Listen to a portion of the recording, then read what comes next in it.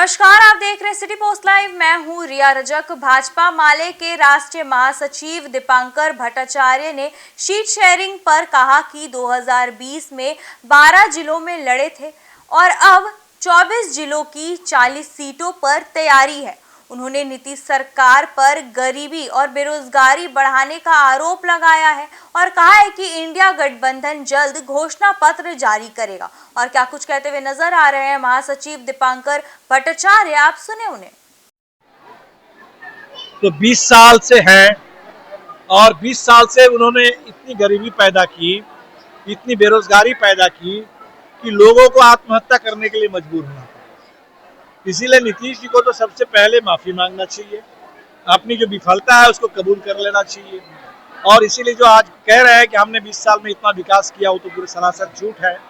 तो हमें लगता है कि नीतीश जी जितना भी निश्चय की बात करें, उस झांसे में लोग आने वाले नहीं हैं। और आने वाले दिन में इंडिया गठबंधन की ओर से हम लोग जो मैनिफेस्टो बना रहे हैं, इन तमाम मुद्दों पर ठोस घोषणा हम लोग करेंगे।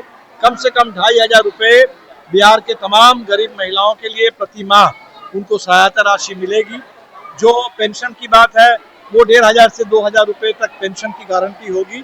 और हम तो कोशिश करेंगे कि छोटा कर्ज भी माफ हो और बिहार में और स्थायी रोजगार और बेहतर आमदनी, बेहतर कमाई, उसकी गारंटी। महागठबंधन में क्या डेवलपमेंट अब तक हुआ है? अभी हो रहा है, वो बातें भी चल रही है, लेकिन आपने देखा अभी इतना बड़ा SIR का जो हमला हुआ है, और अभी तो 1 तारीख को कल वो ड्राफ्ट लिस्ट निकलेगी और ड्राफ्ट लिस्ट जब आएगी तो पता चल जाएगा कि कितने लोगों को, अभी जो आंकड़े आ रहे हैं कि 22 लाख लोग जो मृत घोषित कर दिए गए और 35 लाख लोग जो बिहार के मजदूर हैं उनको बाहर ही कह दिया गया कि स्थायी रूप से।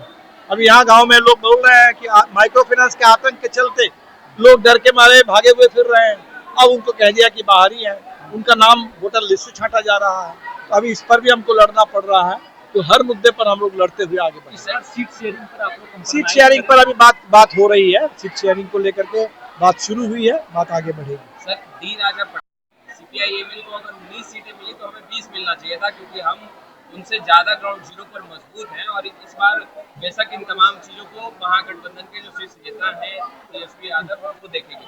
तो क्या लगता है कि CPI जो है वो कम सीटों की इस बार और समन्वय बैठेगा? देखिए, CPI की बात हम कैसे कर सकते हैं, बात डी राजा ही करेंगे, CPI के नेता करेंगे। CPI के बारे में तो मैं डी राजा की पार्टी को कमजोर बता रहे हैं। तो ठीक है, हमारी पार्टी बहुत मजबूत तो है नहीं।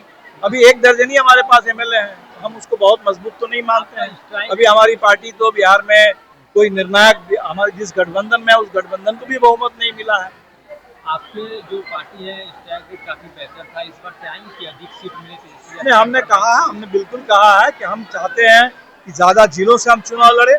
पिछले बार हम सिर्फ 12 जिलों से लड़े थे, हम कम से कम 24 जिलों से लड़ना चाहते हैं।